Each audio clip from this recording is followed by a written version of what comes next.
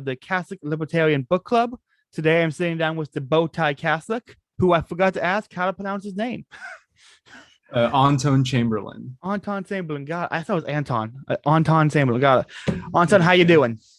I'm doing fantastic. How are you, Caleb? I'm doing great. I'm ready to talk to someone who has good taste in bow ties and is also Oh Catholic. God, yeah, Like, yeah, like absolutely. Got to make sure the vote size in the shop. But yeah, I'm right. two Catholics here. I'm excited. I've only had Protestants on the podcast so far, and so this Okay. is gonna be fun.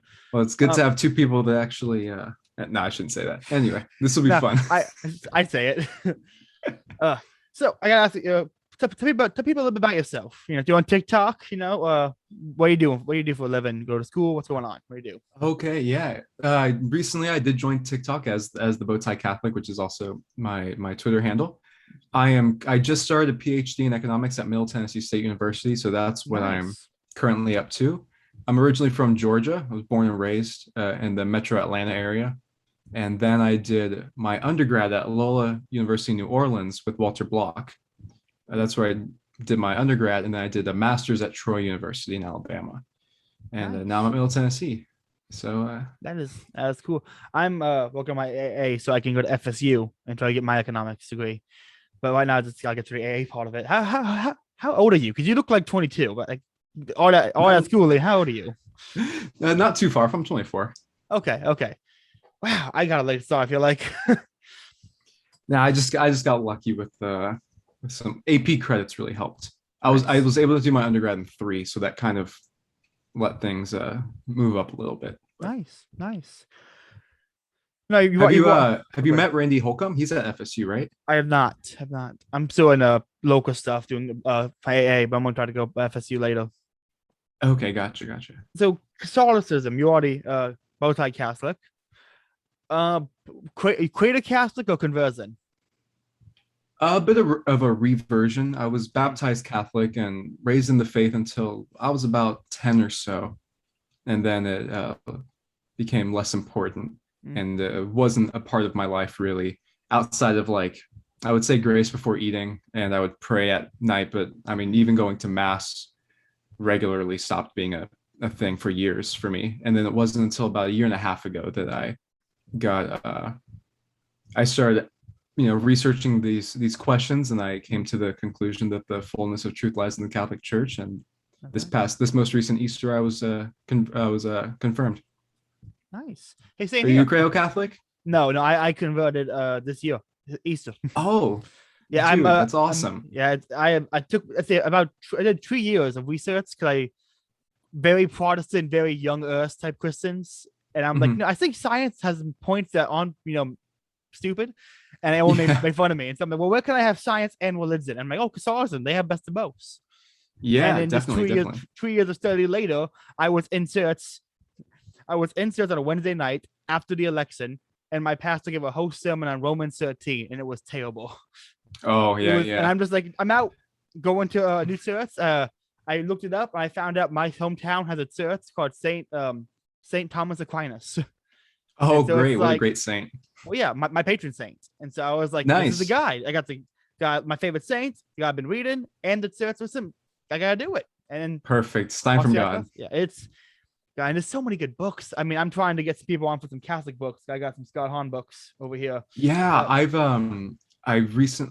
from Han I've read obviously Lamb's Supper, and then First Comes Love. Those are the two Han works that I've read so far, and I've just love them so much. They're so he's great. incredible. I'm going through. Oh, and Rome Sweet Home. Oh yeah, that's a good one. That was my church gave me that one. I said I wanted to convert. Like, read this book. I'm like, okay. Mhm. He's Yeah.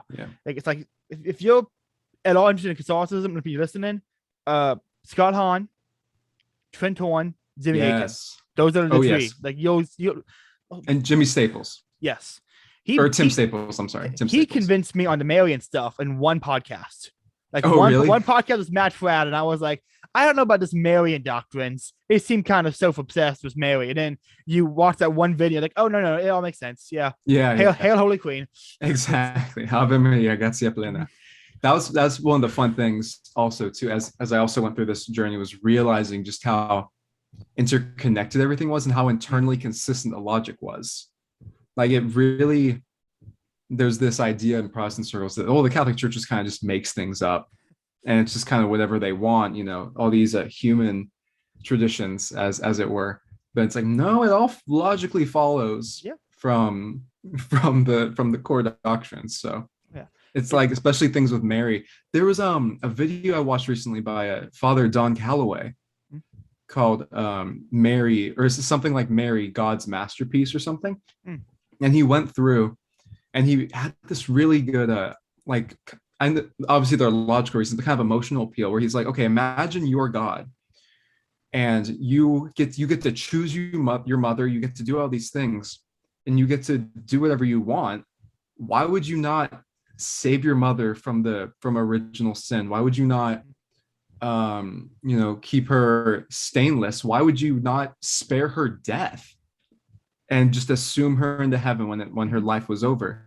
And it's all these things like, yeah, of course I would do that. Yeah. Like, if it were me, of course I would. I love my mother, so of course I would do all these things. And so you mean to tell me that Jesus wouldn't or couldn't do these things? Exactly. You're bringing up people are like, oh, you guys worship Mary. It's like, hey, do you like your mom? I love my mom. Okay. Yeah. It's like, it's the same. Jesus loves Mary, loves his mom, and it makes sense. It's I think it also comes from the fact that Protestants tend to have a very misunderstood idea of what the word worship means. So I think for a lot of Protestants, worship is kind of just gathering and praying or praying. And so they'll see us, saying the Ave Maria or whatever, and like, oh, well, you're praying to Mary, then you must think she's akin to God. And it's like, well, no, that's not what worship is. Like, no mass is ever offered up for God. Like that's what that word's supposed to be. Whereas praying is just asking. Yeah. Asking.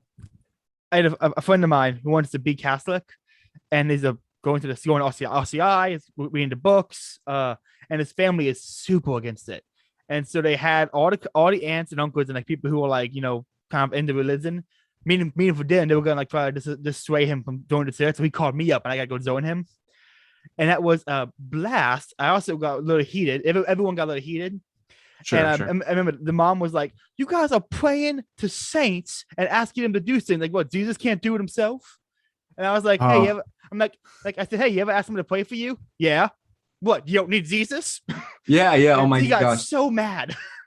That's always, it's the exact same thing where it's like, so then I guess I should never ask you, Caleb, to pray for me.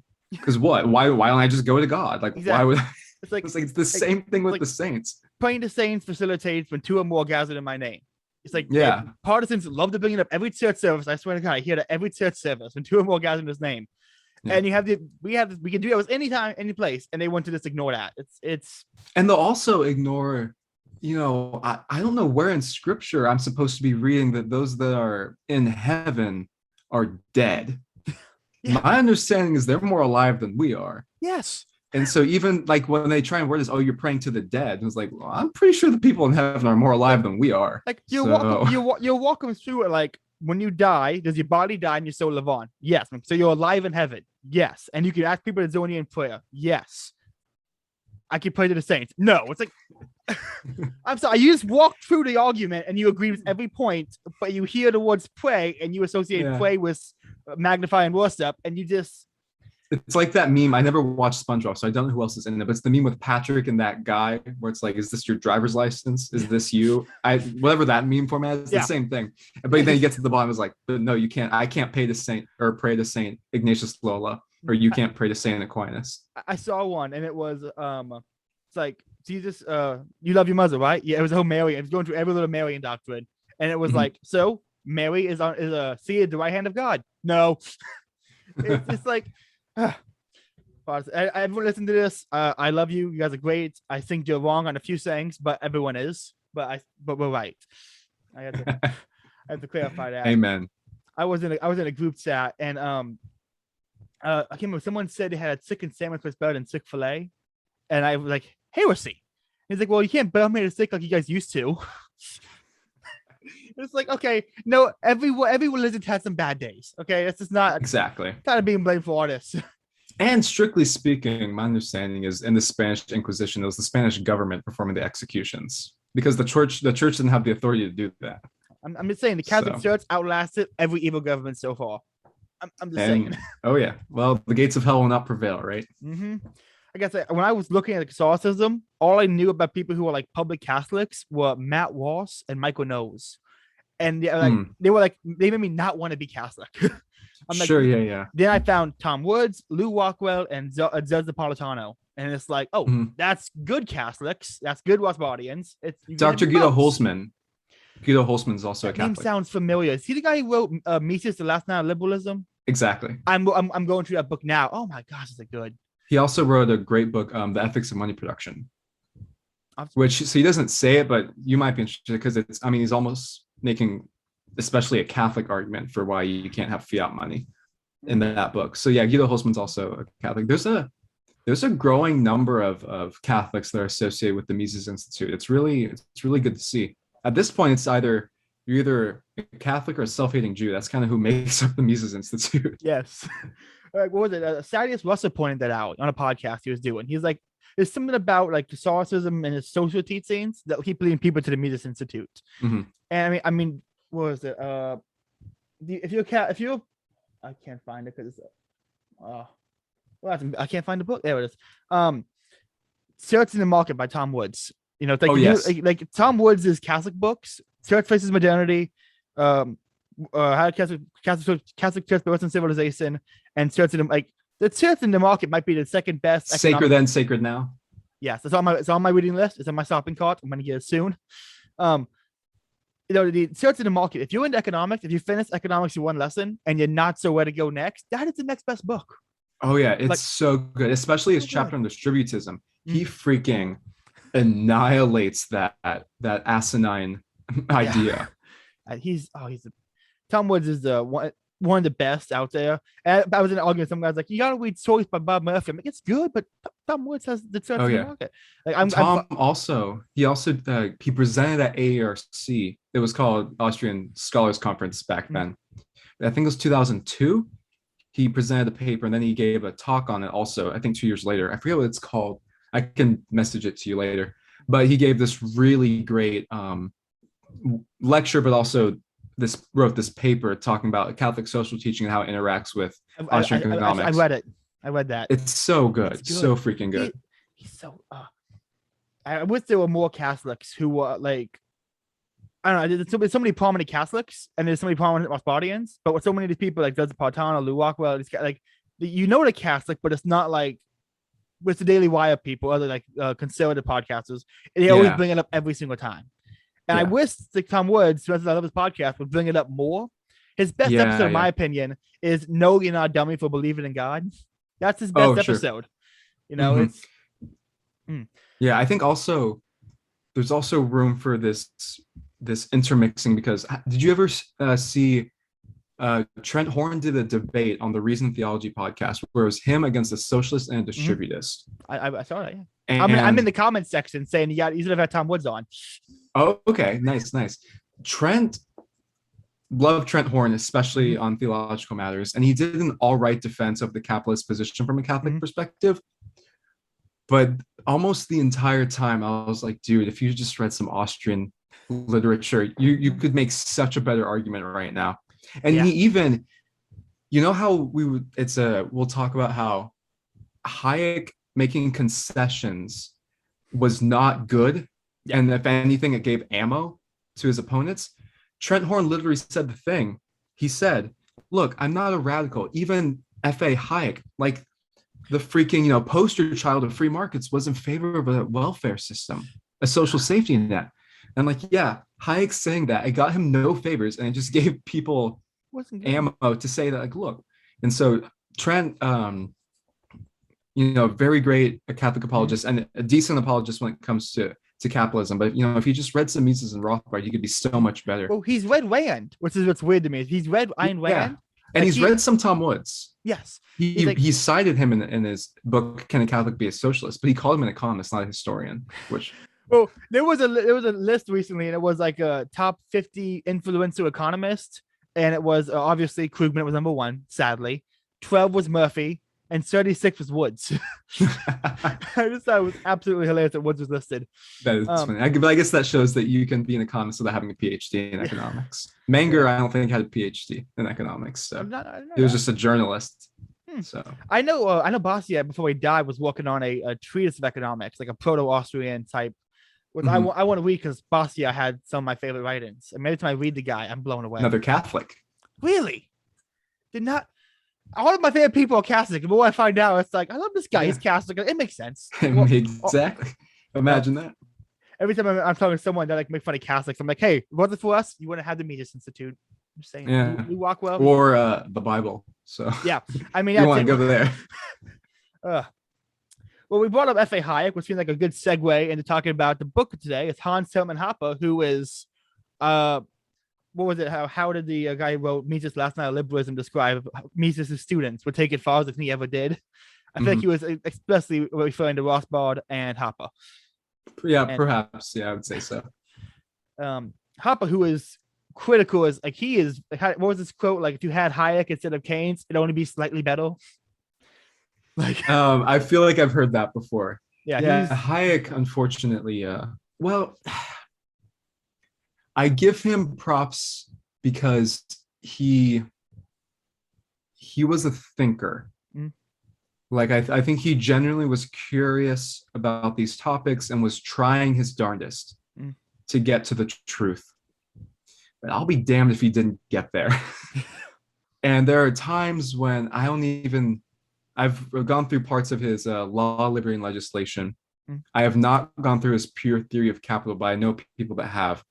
And there are times where I'm not even sure Hayek knows what he's talking about. He's so incredibly confused.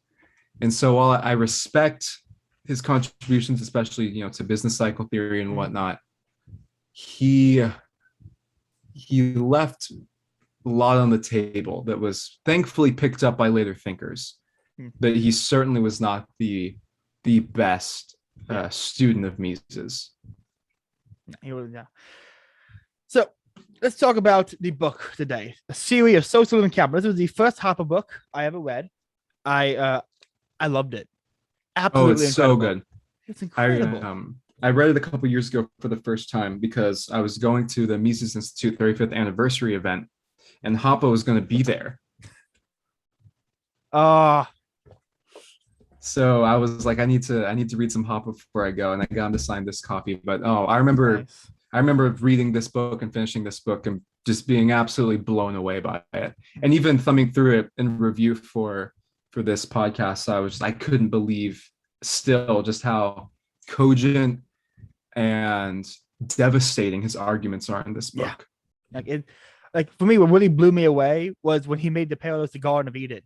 Where it's like, even in this utopia, you're still going to need property rights because you can only do, like, how did he put it? I bookmarked it because it was so good. He put it as,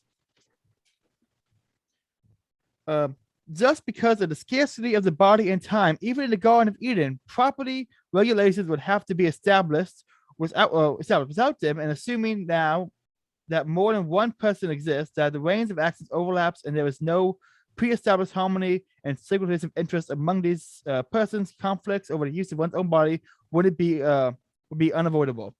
It's like even in Garden of Eden, he's like, no, you're gonna need property rights. You're gonna you can't get rid of these things. So yeah, it blew me away. And they would be property rights. It's a property right that's so fundamental that it's taken for granted or almost even talked over because people don't even feel like they need to acknowledge it, and that is the property right of your own self, that you are in charge and you have the responsibility, but you also have the right to use your body as you choose.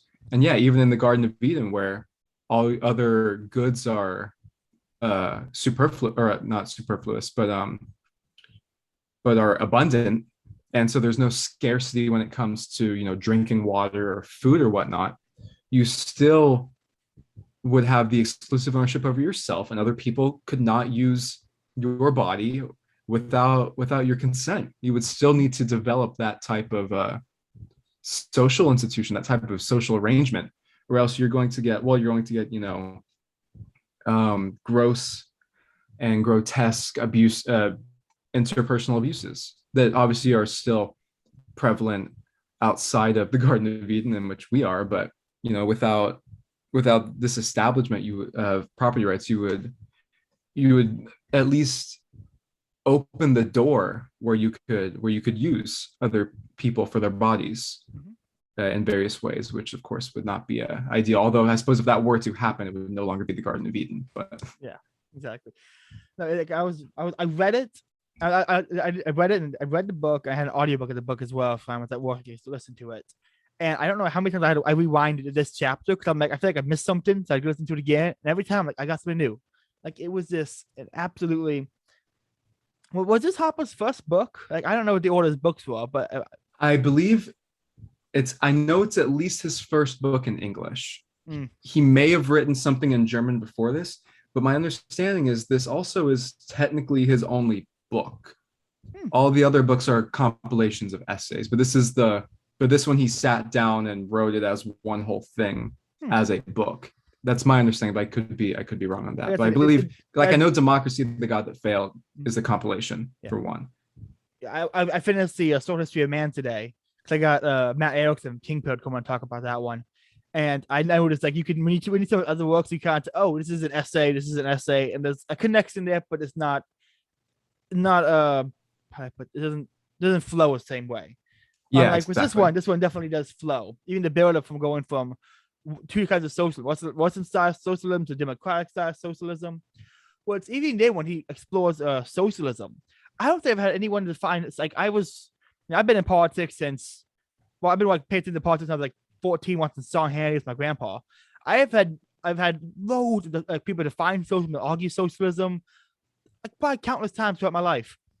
No one has defined socialism better than Hans Hermann Hoppe. Like, it's succinct, it's clear, you get it. Like, the abolishment of property rights. That's it. It's I think that's it's the abolition of private property rights. It's the nationalization means of production. Although I will say this is where I would push back on Hoppe a little. I think because there is something that I don't think is you cannot hold these two ideas together, because Mises puts forth the idea that you either have capitalism or you have socialism. And what a lot of the times gets called socialism, and I think Hoppe kind of does the same thing, especially in the conservatism style socialism, where he's describing interventionism. But interventionism is still within the capitalist system, because, for example, like even today, USPS, if they wanted to make a new, mail cart or whatever, I don't know, truck or whatever, I guess they're a truck, mail truck, they would have to go out into the market to buy the rubber, to buy the steel, to buy everything they would need to build the car or to build the truck. So they would still have to go out into the market. Now, because it's taxpayer money, or they can print the money, there's obviously no calculation that can happen, but it's because of the other side of the equation. But the government still has to enter the market to do these things, whether it's providing education, it has to enter the market to buy the concrete, to build the school or whatever. Whereas with socialism, there is no market and there is no way to kind of tap into the market. Yeah. And so what I think I would disagree with Hoppe from a Misesian point, where he says that every society, since it's not pure capitalistic, has some degrees of socialism. And I don't think socialism can really be described as a spectrum. Either the means of production are privately owned or they're collectively owned. And you can have interventions, but those interventions are still within the capitalist system. Yeah. But I was talking to a friend of mine, and I was like talking about narco-communism.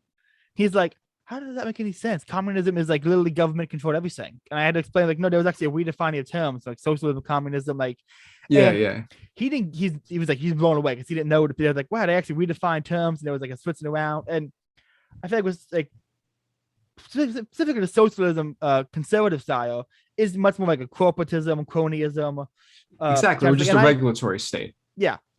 Yeah. And I don't necessarily like that at all. I think you're right with not explicit socialism, but if there's a spectrum, it's communism, socialism, corporatism, and these two are abolishing of property rights. This one is semi-controlled more controlled property rights by the states.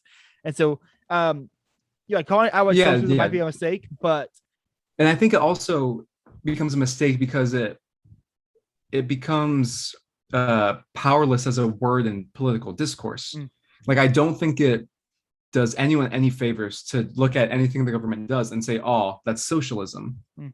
Because for one, that word means nothing now. Like in the same way that if you were to be called a racist or whatever, or a sexist, like that word, just like for me, that means nothing to me. I do not care because I know that I'm not, and you're just using that word to try and just hit me with it. But I think we kind of do the same thing with leftists and say, oh, well, you're a socialist or you're a commie when you're not. And so then it kind of opens the doors like, whoa, why not be socialist? I mean, I'm being called one anyway. Like it kind of, I don't think it's helpful. And I think it'd be much better to speak of these things as interventions, or it's like to even look at things like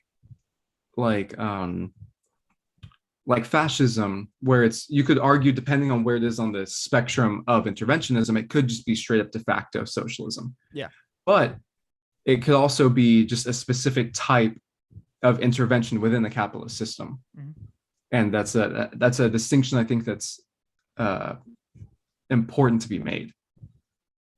I agree. It's fun to call conservative socialists, but not productive. Oh no, exactly. Like I call people commies all the time because it's fun, and you know it's the Misesian in me, right? You're all a bunch of socialists. Yes. I gotta say, Mises and Rand have my favorite like moments of like libertarian history. Is this was next to the Milton Friedman? Like I absolutely love. You're all a bunch of socialists. You're all a bunch of fucking reds. Like all these. Mm-hmm.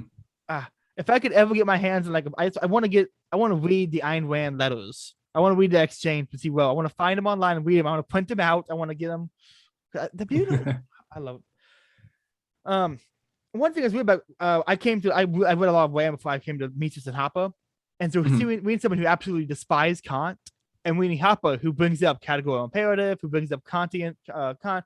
The first philosophy I ever read was a Critique of Pure Reason, which I thought I was a complete idiot because I didn't understand it. And I also realized Kant is a terrible writer, and no one knows what he's saying. Oh, sure. But it's kind of jarring to hear like you go from one circle being like Kant was the worst person who ever lived. He was the worst philosopher. He's the reason we have Hitler. You're reading Hoppe and being like, oh, here's my Kant's categorical imperative, and you're like, he's right. I think he's right to use Kant. I think Kant has some things awful, but it is jarring to go from the hatred of Kant to the he's all right. Yeah. There have been some interesting talks made by David Gordon in recent years where he's been trying to parse out just how Kantian Mises was and whether he was truly Kantian or just kind of using the words Kant used. And I'm not sure where I'd land on that question, but I think that's an interesting topic that Dr. Gordon's getting into. So if you're interested, you might want to check those out on YouTube. But I probably will. My plan was read more. I wanted to read the main Mises books before I went on to reading Rothbard and reading Hoppe. But then I saw September's Hoppe's birthday months. It's my birthday months. I got all these guests. And so happy early birthday. It's late. It was yesterday.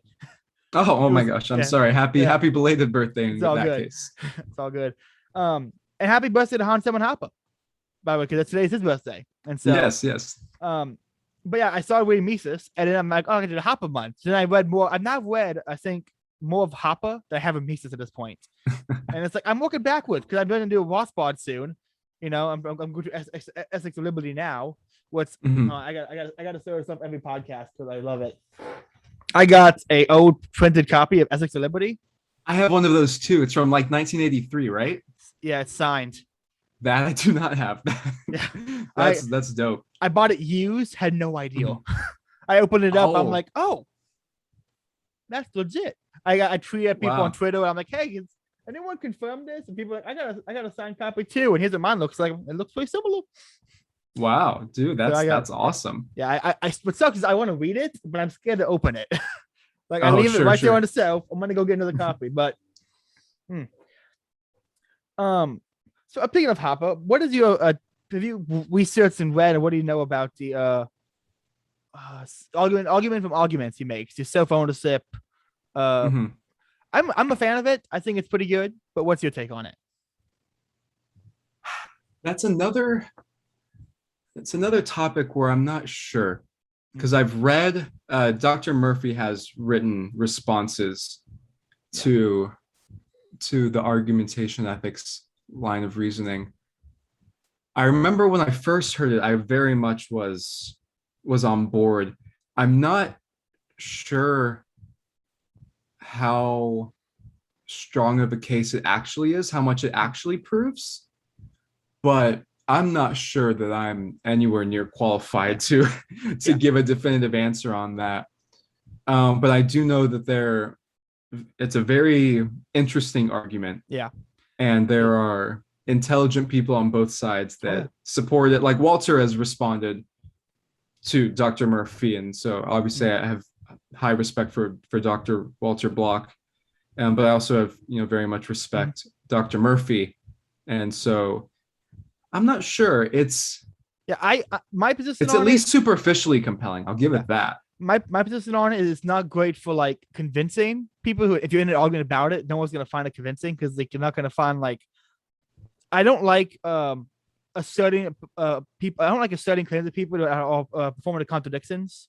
Mm-hmm. Like for example, when people say, "Oh, you're racist," no, I'm not. See, you're angry about it, and only a racist would be angry about it. Like I don't like those kind of arguments, and I think you can easily fall into a trap where someone's like, "I own my own body." No, you don't. Well, you just use your own body to argue that. Therefore, you prove my point. Like I don't like. It's fun if you're just trolling a guy on Twitter, but I don't think it's an actually really it's probably compelling to people who are midwits. Like that's my view. Like if we were gonna hijack NPCs, that would be the argument to use. But in straight up philosophical debates, I don't think it's that of a compelling argument, especially if you're religious. I think you can make much better arguments for self-ownership too. No, exactly. That's another thing that I've come to terms with over the last year and a half. So since I've been immersed in Catholicism, where I don't think I need argumentation ethics anymore to come to the conclusion that I own myself, and you cannot use my body without my permission. Yeah. And so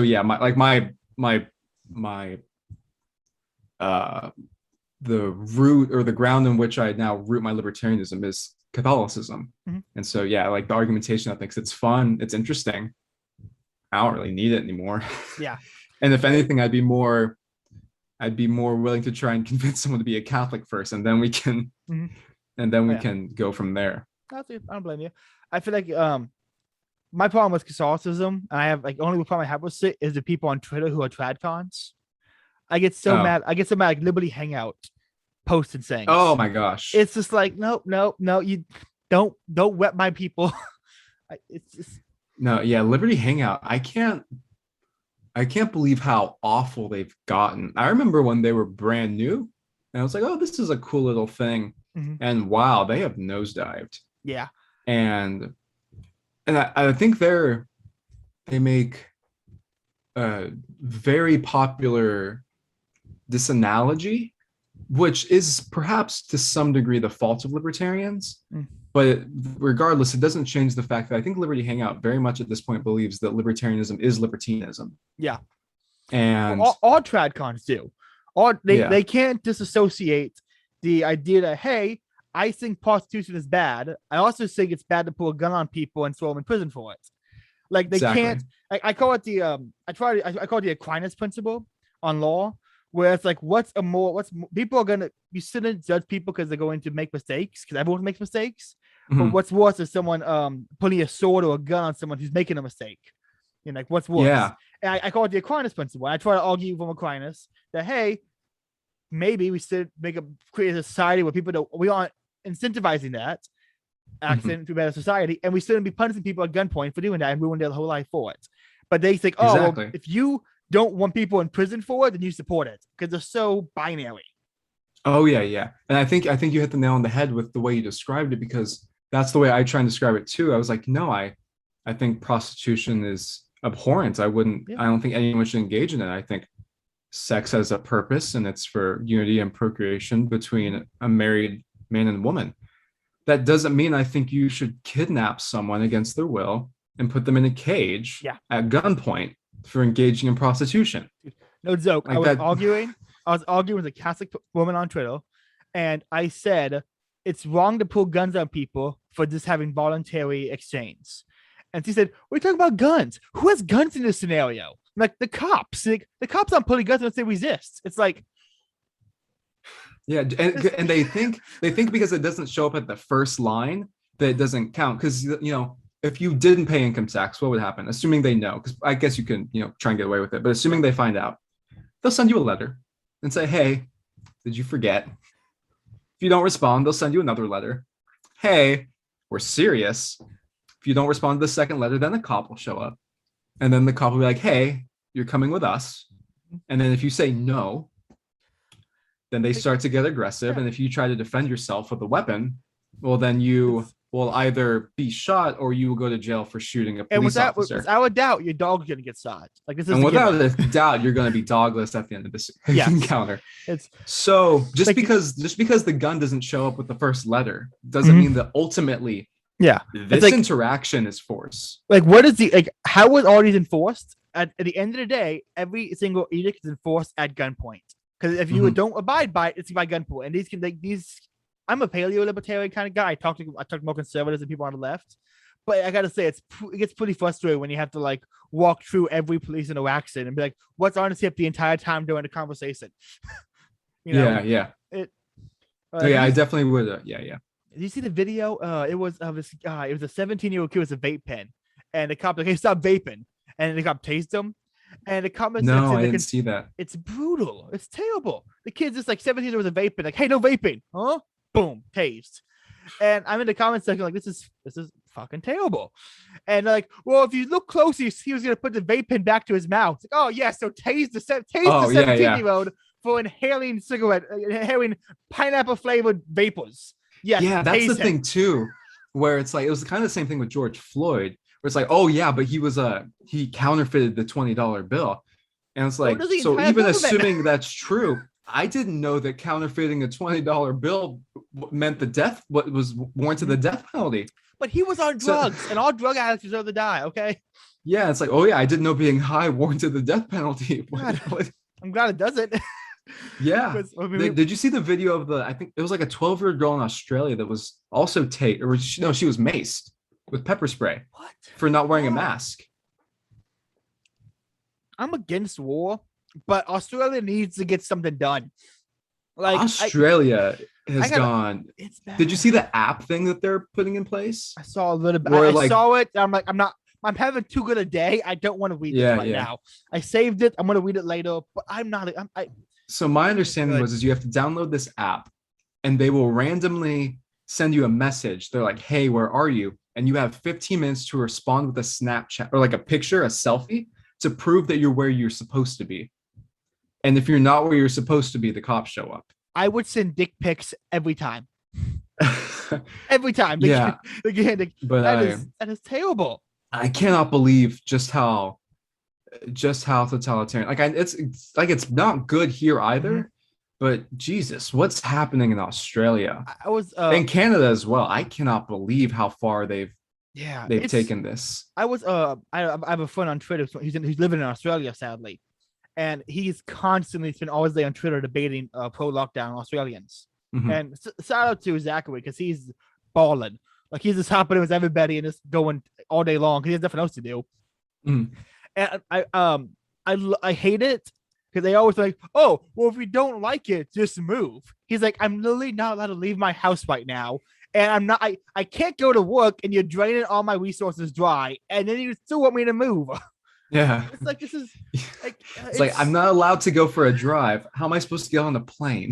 Yeah. It's like, even assuming I have the financial ability to do this. It's so, and they throw it out there. Like, I get so tired of hearing all these arguments. Like, oh, you don't like the government? Well, just move. It's like, hey, you don't like getting beat by your husband? Just move.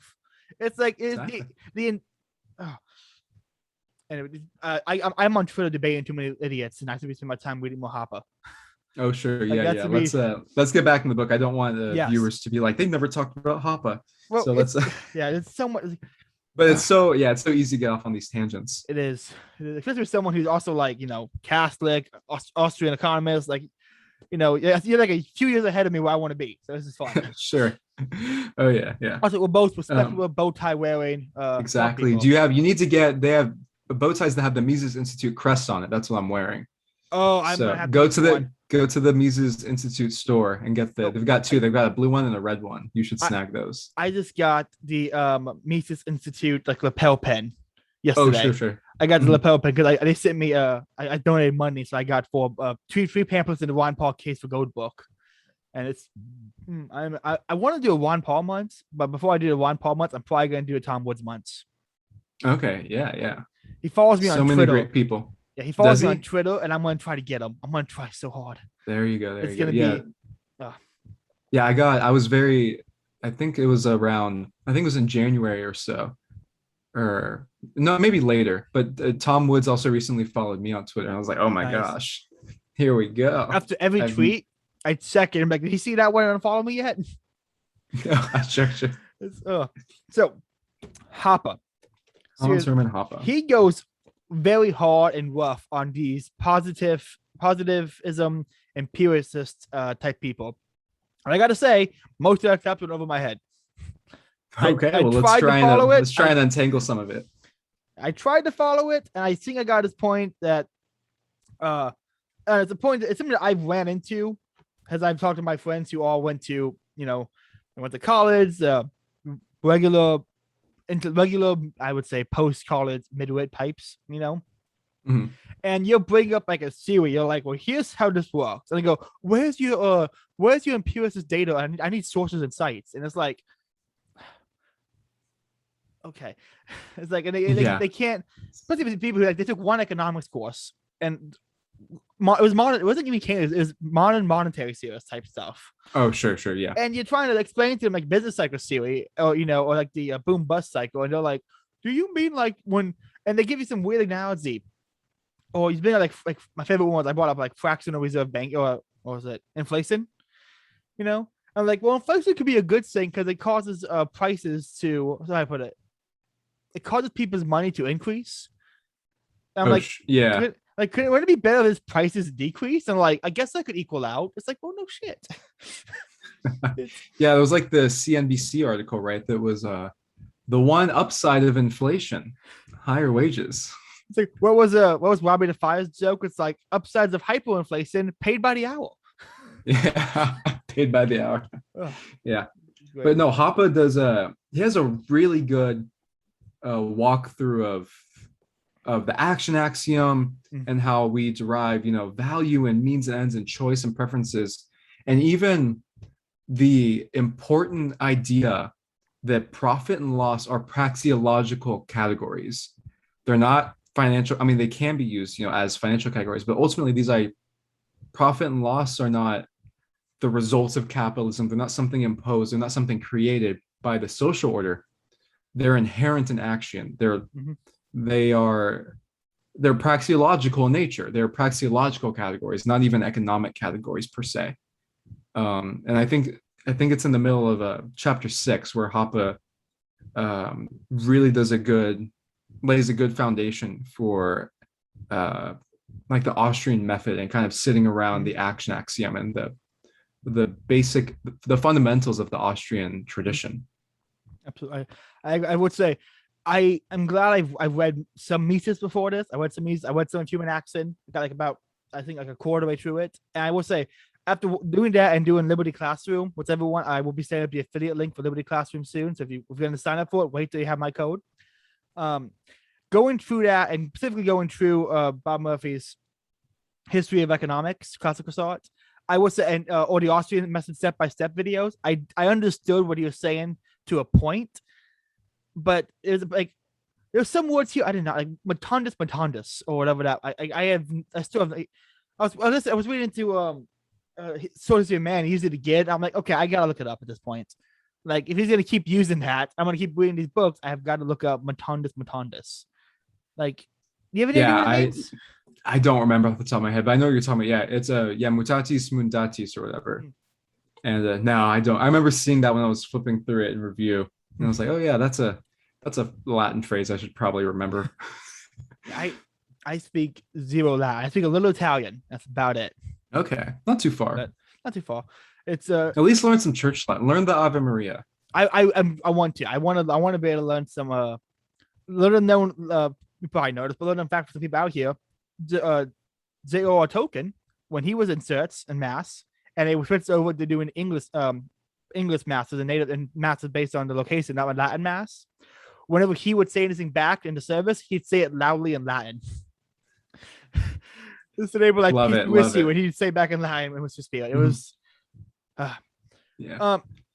So what I think I have to bring up Hoppe. One after the Hoppe, I got to bring up every podcast is the controversy around Hoppe from the idiots who never read him. Sure. I have to bring And up. but what I also think doesn't help this is I think there are a lot of, I don't want to say unintelligent, a lot of ignorant and abrasive Hoppians that give Hans himself a bad rap. People associate they have bad interactions with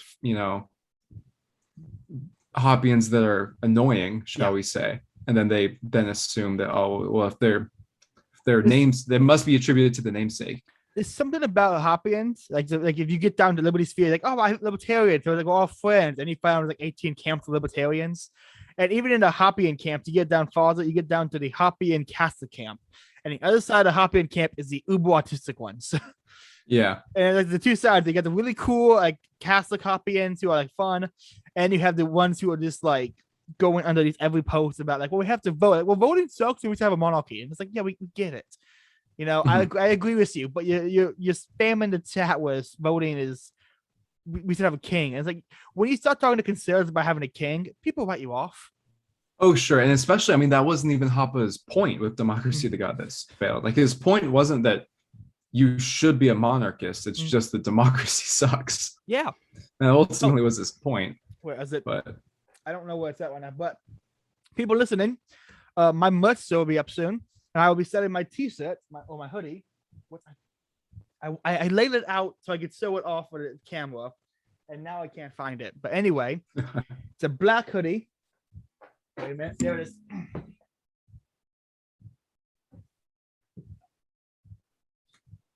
Sorry about it. I'm professional, so I'll get out. I know, but no, you're good, man.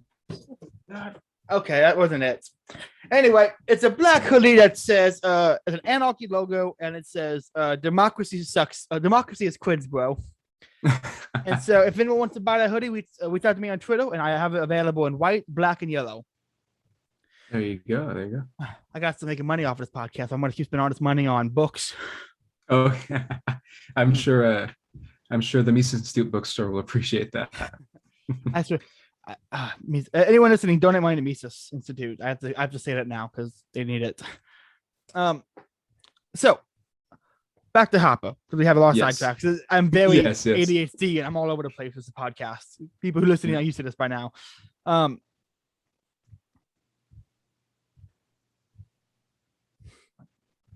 brain is not wanting to work with me.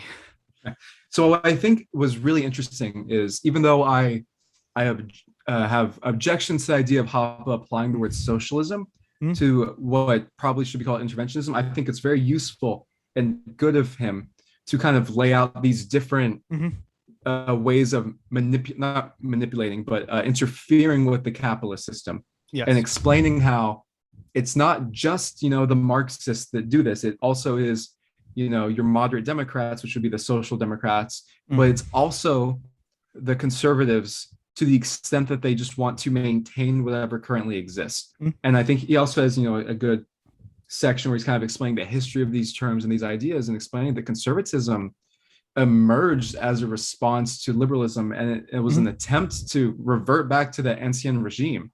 It was to return back to this idea of like, no, your class is your class and it's established, and there is no social mobility based on serving your fellow man through the market. And I think it's useful for people to see that you're not, to the extent that you want these regulations and that you want this freezing of the social order, that you're not in favor of freedom and you're not in favor of capitalism. And in many ways, the core and the root of conservatism is at odds with the market. As conservatism in this tradition, of course, conservatism in the U.S. somewhat has kind of morphed, and the word at least pays lip service to free markets. Well, the modern conservatives they're not for free markets, they're for fair markets. That's their own word. So very weird. We don't want small government, we want limited government. We don't want free markets, we want fair markets. And you hear it, you're just like you are but this the socialists in a sense, but not in the like in that sense like opposite of property rights, obviously. Even though some of them don't believe in property rights, but they're much a lot closer to the democratic socialists than they claim to be. Like Pedro Gonzalez is for minimum wage, $15 minimum wage. It's like there is a huge problem in the conservative circuit of not understanding any economics. Tucker Carlson is another one. Fantastic on war, but not particularly good on economic matters. No, I mean it's weird thing about the I guess modern conservatives really blame all their failures on the libertarian, like the few libertarians in the Republican Party. They blame all their problems on us, and like, oh, you like remember Matt Walsh tweeted out something about like, who cares about the Federal Reserve? This drag queen story hour, and it's like, yes, that is bad, but what do you think is the cause of all this destruction? It's probably the Federal Reserve. Oh yeah, no, Dr. Holzman has a couple of papers where he's kind of parsing out the cultural and societal consequences of an inflationary society. And I think it's not a direct, line of causality, but there is no connection between the consequences of 100 years of an inflationary society and drag queen story hour. Yeah, I mean, it's like, this general push towards societal decay. Like what causes families to fail is probably not being able to move out of house, get your own house. You look at the 9/11 happened, war had to be paid for on credit, Fed lower interest rates, housing bubble, housing crash, people can't get homes, people stuck with their parents, people become dependent on welfare and other systems, and you slowly have this decay. It's like you could trace a lot of this back to, like, again, conservatives. This is something you guys need to learn. Hopefully, you guys, some conservatives do watch the show. Is that economics is not your enemy. Economics are your friend. The economics it's not just like people. So many people think economics is a bunch of numbers and formulas, and it's like, no, economics is like how it's understanding how money works and understanding how economies work and how economies like. What's the number one reason people get divorced? Is stress over finances. Like, what's one of the number one reasons? And a good financial system is required a good economic system, which requires the actual government leaving people alone. And exactly. They don't. I would say, but, much as I. Go ahead. Oh, just that. No, you're right. Yeah, to the extent that we live in a society where you're not really capable of saving, and you're encouraged to consume, you're creating all kinds of financial instability. And yeah, that manifests itself in very negative ways. And one way we unfortunately see it is with the divorce. And as you said, that's often cited as one of the main reasons for someone wanting to ask for a divorce. And you can also see it with like the disintegration of the family in multiple communities. You see it really happen after the introduction of LBJ's Great Society. And that's another thing where without the Federal Reserve, you cannot support, not that it can now, but you can't pretend to support this massive welfare system that we have. But what you see is like prior to the Great Society, the illegitimacy rate in the Black community versus the white community was the same. And the rate of single parent households was the same. The family was still intact, regardless of race in the United States. And then you start subsidizing, illegitimacy, and you start subsidizing single parent households. And now we start to see these bad things start to manifest, and we see it in both communities as well. Of course, for various reasons, the Black community tends to be poorer than the white community, so we see it larger in that community. But the white community too, the illegitimacy rate is also very much increased, and the divorce rate is also very much increased. And the wealthier, shall we say, communities in the country. And this wouldn't happen without the influence of the Fed, because the federal government wouldn't have been able to provide these services without being able to just print the money. Exactly. And it's like it's something like a lot of, you think Thomas Sowell, who is like one of the conservative icons, who spells this out and explains a lot of this, they ignore him. And they're like, oh, he's too libertarian. Like, he's Chicago school. He should be your guy. Like, that is one thing I hate. Like, too many of these modern conservatives write off Thomas Sowell. And it's like, listen, I'm not a huge Thomas Sowell fan because I am the Austrian camp, but like still, writing off Thomas Sowell has he since like there's only two conservative thinkers. There's Burke, who was and it is Thomas Sowell, who is great. That's really Mhm. it. And liberals will write them off too because obviously, as Joe Biden told us, unless you vote Democrat, you're not really black. And so it's the same Uh, type of thing. Well, Thomas Sowell, obviously, he's an Uncle Tom. he's He's a race traitor. the absolute worst term I've ever heard in my life. An Oreo, black on the Yeah, outside, white yeah, on the inside. white on the inside. Yeah. That is disgusting. That is an absolute terrible term. I mean, I've heard like it's weird. Like, I've heard some people on Reddit call black people what was it, outdated farming equipment, which is just terrible. But at the same time, It's Oreo, terrible. It's funny, but it's yeah, terrible. it's like that one and Oreo. I was like, both you guys are just racist as shit. Yeah. Mm. I gotta say, that's one thing about Hopper that I do like is he is a chapter on conservatives and democracy, the god that failed, and he's very if you are inconsistent or wrong, he'll know.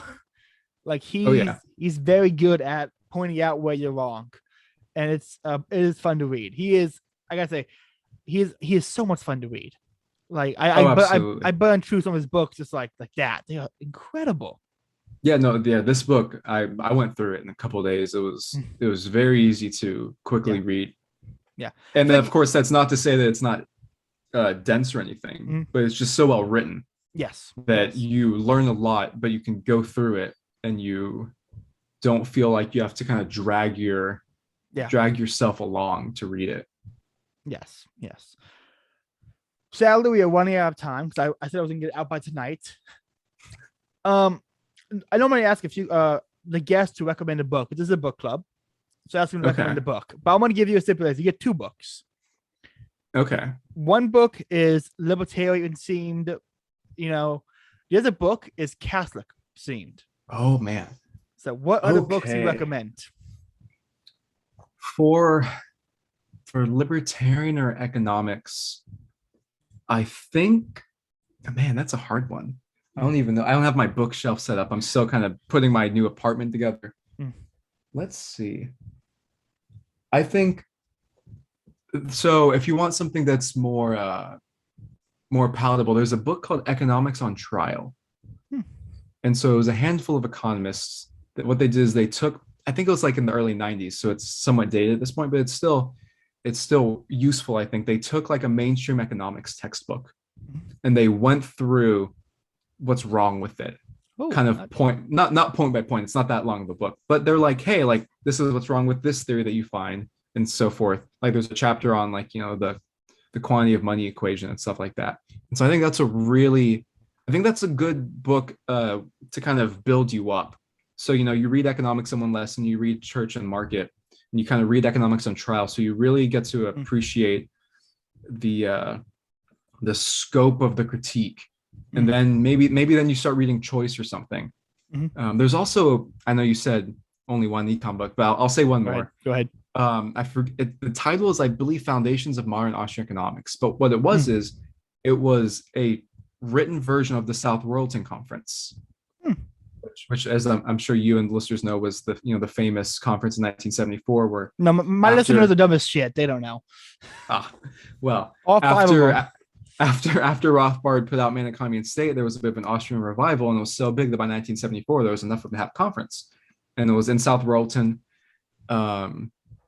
And the results of that conference, of the keynotes, those lectures were written down, and it's in this book that I believe it's called Modern Foundations of Austrian Economics or something, edited by Ed Dolan.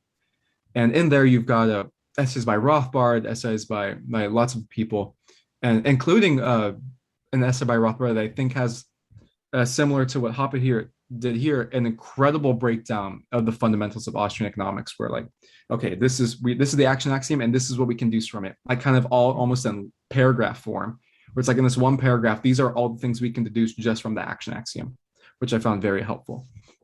As for Catholicism, am I talking to a Catholic that wants to know more about the faith, or someone who's not Catholic? You can do two. I'll give you two. Okay. If you are not Catholic, Trent Horn has a book, Why We're Catholic.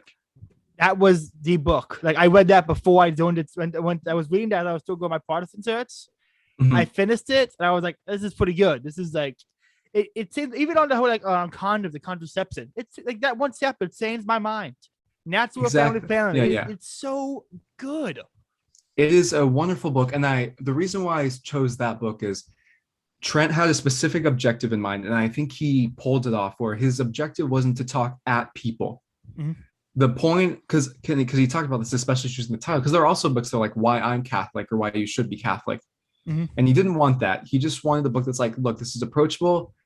I'm not saying you need to become Catholic, but if you want to understand Mhm. why we're Catholic, hence the title, why we're Catholic, Mhm. here's a palatable and brief explanation. Of course, there's plenty more you could read, but here's like a good start of Mhm. we're not crazy, and Yeah. this is what we believe in why. And it doesn't. I don't think it comes off as preaching. I don't think it comes off as attacking anyone that's not Catholic. I think it does a great job of just saying like, look, this is it. And so if you want to have a conversation, read this book, and we'll start here. Don't bring assumptions that you have about the church that are Mhm. obviously insane. Yeah. Don't bring anything like that to the table. Read this book so we can start on the same page, and then we can have a conversation Mhm. about Catholicism. So I think If that you book is a great book. if you do the audio version of it, Trent reads it himself and he laughs at his own jokes, which makes it even better. I Because didn't he's know that. I might have to get the audiobook just to hear that. it's That's funny. fun. He'll read a little joke, he'll hear a little like and it's like it really makes you feel like a guy like a good lecture. Like it's Uh-huh. really good. I highly And recommend it. now if you are Catholic, I have this one. I think I have in arm's reach. Um, where did it go? Yes, right here. It is by Catholic Answers. It is the Essential Catholic Survival Guide. It's a big book, but it's a collection of a bunch of essays that you can find like on Catholic Answers website. But it just goes through 70 topics, all from ranging from like science, so Adam, Eve, and evolution. What does the church believe? Galileo, but also talks about you know assurance of salvation, what happened with the indulgences thing. It's a great compilation of essays and articles that it's a that I think it's very good if you want to know more about your faith and perhaps are even interested in apologetics, or at least defending your faith to your friends. I think Yeah. it incredibly well written, and it's a fun read, and the chapters are kind of short because they're meant to be like the daily articles that you read, so they're only each chapter is only like 5 or 6 pages maybe, so you can get through them quickly, but you get a lot of information. So I very much recommend this book to the Catholics that are listening. I And plan Lamb's to get Supper it. by Han, but I plan to get that one. That does sound interesting. Like I've been saying for a while, apologetics is something that even if you're just a libertarian or you're an atheist, like apologetics is something that's interesting because like in a sense, if you're a libertarian, you want people to be libertarian, you are in a sense like doing apologetics of a sort. And there's absolutely. a lot of videos from like Cameron Batuzzi, Matt Fradd, Trent Torrent on the attitude to have going in to apologetics and the type of arguments you can make. And Yeah, even if yeah, you're like, it's very useful to kind of like know, okay, what works, what doesn't work, how you change someone's mind. Because so many libertarians just think, well, if I just yell the facts at them, they'll listen. It's like yeah. And that's not how just it not the works. case. You can, as sad, or maybe it's not even sad, it's just how humans are wired. You Yeah, cannot rely strictly on logos. yeah. That You have to do some pathos. it took a That while for just me to learn that. Until I read the Machiavellians by James Burnham, and he explained Mhm. that like people aren't like what's he put it? People are not like Aristotle's first line in metaphysics, whereas they seek for truth. People don't want that. And that book, Yeah. have you read the Or Machiavellians at by least James they Burnham? don't want it from someone abrasive. Yes. You're much more being charming, or just being pleasant matters. Mm. And you could be saying everything you could be saying could very well be true, but if you're just kind of yelling at the person, it Yeah. doesn't matter because they've already shut off the thought process, which is not entirely unreasonable on their part. Yeah. Oh, lastly, people listening, if you haven't, go to the Bowtie Catholic on TikTok and watch the 60-second Mises U recaps. Because Oh yeah, I I did that. didn't get Yeah, I sadly I had to work and I was not able to like try to get in there and stuff. But those recaps were fun. Granted, at work I was live streaming on Odyssey the whole day. I uh-huh. was like I was obviously to feel like, can we get to work? I'm like, shh, Thomas De Lorenzo speaking. I have to I'm listen. glad. I'm glad you liked them. Those were fun. I'm glad I came up with the idea early enough in the week that I could do it. I think it was like Tuesday. I'm like, this could be a fun thing. And so I was like, okay, I need to rush. Like, I'll rush through and do Monday, and then I can do Tuesday, and then I can do the week. Yeah, Bowtie Catholic, at Bowtie Catholic on TikTok, on Twitter, on Instagram. A lot of fun things. TikTok has been fun for me. I've only had it for like 2 months, but it's been a lot of fun doing things. I've got libertarian stuff and Austrian economic stuff on there too, but also Catholic stuff. And so I try and keep a good balance. If I put out a Catholic video, I'm like, okay, next I'll do something libertarian or Austrian, and vice versa. Your comment section does have some people kind of hop in there and are like, "Well, where was purgatory found in biblical stuff?" Yeah, You know, the comments section is, well, because TikTok is still interesting where organic reach is still possible, but that means that your video kind of gets put in almost anyone's face. So like you have no idea who's going to see your video, especially like I'll purposely like I'll do hashtag Catholic, but also just Christianity and just kind of see what happens, or hashtag FY, for you. And then yeah, people sometimes you get some salty and bitter parodies in the comments, but it's okay. Yeah, I gotta say, I guess one thing was I'm doing episodes Picononas tomorrow on the atheism problem of libertarianism. And Okay, it's like sure, yeah. it's so much like you get so I am so tired of hearing from people on Twitter. It's like, oh well, Christians can't be libertarians because God's an authoritarian. It's like I don't Yeah. I don't want to engage Well, I with mean, this. yeah, and it's certainly not the Catholic God. He's certainly Yeah. not like that's the whole point, right? Yeah. Like it's like the C.S. Lewis quote that I love, that the gates of hell are locked from the inside. It's not, God will not force anyone to love him. Yeah. But if you live your whole life demonstrating that you don't care to be with God, well, then you won't be with God in the afterlife. Yeah. Now, since God is beauty and goodness and truth and the source of all happiness and joy, then yeah, if you're not with him for all eternity, that's kind of gonna suck because you're removed from beauty and goodness and truth and love. But that was the choice you made. And if that's the choice you made, then you said choice. That upsets like a quarter of the Calvinists right now. oh, sure. Wow. That's something that's bugged me. Like you bring up like people choose hell, and they believe they literally think it means like, oh, you choose to go to hell instead of heaven. Who thinks that's choice? It's like no, by living your life in this certain way, it's like I don't choose to run off the cliff when I ignore the speed limit sign. It's like no, it's not how that works. You choose to ignore the warnings, you're gonna end up off the cliff. Yeah, exactly. Yeah. It's yeah, the fullness of truth is in the Catholic faith, and since source, the source and summons the Eucharist. So I watched this video by Father Mike Schmitz recently. That I don't know if you're familiar with Father Mike Schmitz. I'm doing his Bible in a Year podcast. Me too, man. Oh, it's so much fun. But I'm I love 40 that, days behind. I am more days behind. I need to catch up. The summer I fell off during the summer, and I need to get back into it. But it's such a good podcast, and he's just amazing. But he gave this talk, and he was like, I know this will sound harsh, but I don't mean it harshly. If you don't want the Eucharist, you don't want God. And that has ramifications. And he also just did a great job of demonstrating that, God came down and told us how he wanted us to worship him. And if you don't do that and you decide, I'm going to worship how I want, then who are you really loving? Yeah. This is the biggest thing. I went back to my family's church, partisan church for Mother's Day. And when I noticed that on a Catholic church, the center is the table where we do what Eucharist is, where the center is Christ. And a Protestant church, the center is the Pope and the dude. Yeah, when the pastor. When you make the focus the individual, it's no wonder you have a couple of thousand denominations where people go to where they feel comfortable and not where the truth is. Exactly. No, you hit the nail on the head. Yeah, the center of a Protestant worship service is the pastor, and it's very easy to just become a cult of personality. Whereas the center of the Catholic Mass, of Catholic worship, is the Eucharist. It's God. It's not the priest. And to the extent that the priest becomes Christ, he's acting in persona Christi, the priest kind of disappears, and Christ is the one that's doing everything. And he's the one, and he's the sacrifice, and it's about him, capital H. And it's I think, and it's what he asked for. It's what he wanted us to do. Yes. And who am I to disagree with him? He knows what's best for me. He knows what's best for you. He knows what's best for all of us. And he says, trust me, do this every Sunday. what information do I have about me that he doesn't? Where he like it's almost hubris to be like, well, if God knew this thing about me, then he would know that I don't really need to go every Sunday, and I don't need to partake in the Eucharist. And it's like, well, if God just knew this about me, then we're good because he knows. So like I don't really need to. It's hubris on your part. Yeah.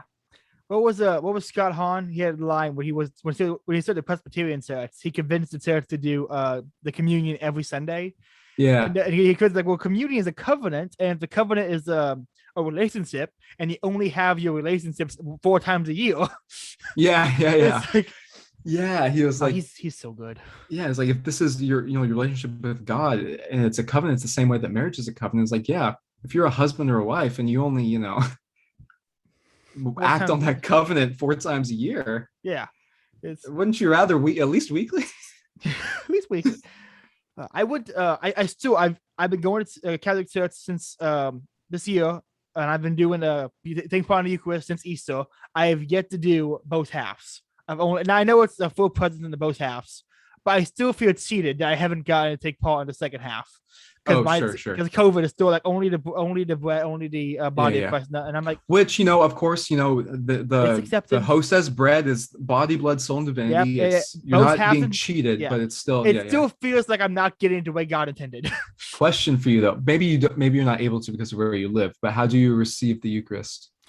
Sadly, we're only allowed to do it on the hand. We're not allowed to do it on the tongue yet. And there's one lady who cheats the system because he walks up holding a baby every time. Oh, and so she can be like, "Oh, my hands are full." Every time she cheats the system, and it's good for her.